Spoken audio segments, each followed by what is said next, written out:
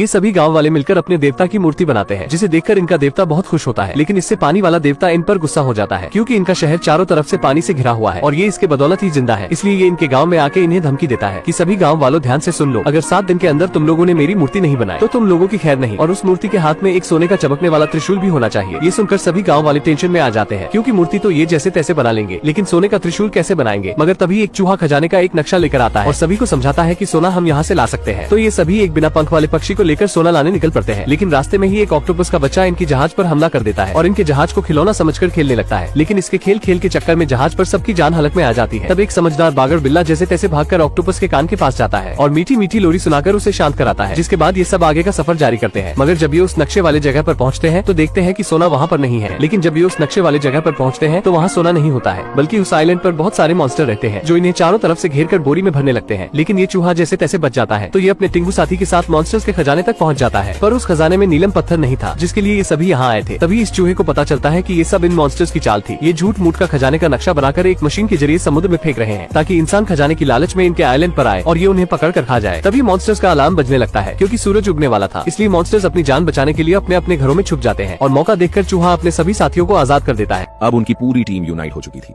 पर उनके पास नीलम को हासिल करने का कोई तरीका नहीं था। इधर याल्कन में स्टैचू बनाने वाले सभी वर्कर्स थकने लगे थे और हार मानने लगते हैं। पर तब लुइजी सभी रैट्स को इस टाइम में उनकी मदद करने को कहता है और वर्कर्स की थकान को दूर करने के लिए उन्हें पानी लाकर देता है। इससे वर्कर्स को बहुत राहत मिलती है। लुइजी से इंस्पायर होकर सभी रैट्स और सीगल उनकी मदद करने के लिए काम पर लग जाते हैं और उनकी थकान दूर करने में उनकी सहायता करते हैं। इससे सभी वर्कर वापस से मोटिवेट होकर काम पर लग जाते हैं।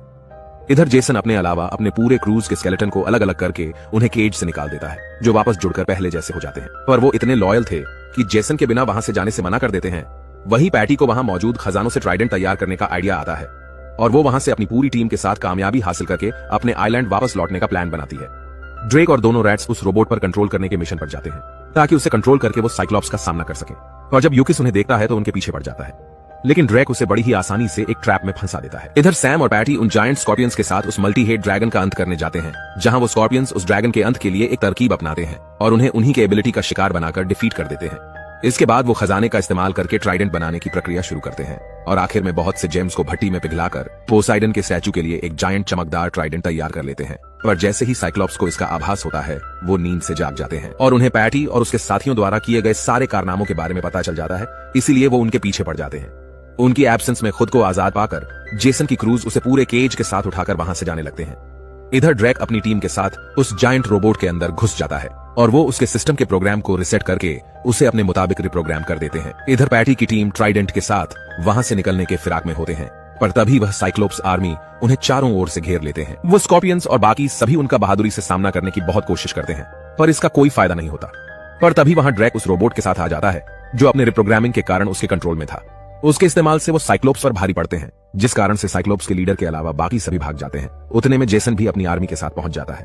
काम पूरा होने के बाद ड्रैक और उसके साथी रोबोट से बाहर निकल आते हैं और केव में अपने शिप के पास पहुंचते हैं। पर साइक्लोप्स का लीडर मौका पाकर उस रोबोट पर कंट्रोल पाने की कोशिश करता है, लेकिन ड्रैक ने पहले ही इसकी प्लानिंग कर रखी होती है, जिसे ना समझने के कारण वो अपने ही चाल का शिकार हो जाता है। पर फिर भी वो हार नहीं मानता। अपनी हार के कारण वो इतना आउट ऑफ कंट्रोल हो जाता है कि पूरे शिप को तबाह करने लगता है। पर पैटी को पता था कि साइक्लोप्स का सबसे बड़ा दुश्मन सूरज की रोशनी है, इसलिए वो उसी को साइक्लोप्स के अगेंस्ट इस्तेमाल कर देती है, जिससे उसका वही अंत हो जाता है और वो ट्री में बदल जाता है। तभी जेसन के क्रूज उसे लेकर वहां पहुंच जाते हैं। जेसन अपने सामने चमकदार ट्राइडेंट को देखकर बहुत खुश होता है। इसके बाद सभी उस जगह को छोड़कर अपने आइलैंड की ओर निकल जाते हैं। दूसरी ओर याल्कन में पोसाइडन प्रकट हो जाते हैं, जो समय पूरा होने का इंतजार कर रहे होते हैं।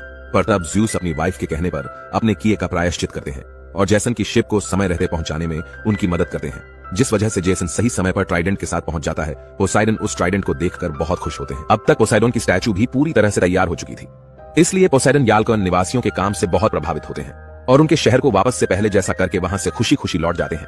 इस तरह से पैटी के ग्रेट एडवेंचर का सपना भी पूरा हो जाता है और अंत में सब कुछ सही हो जाता है और इसी के साथ ये मूवी यही एंड हो जाती है।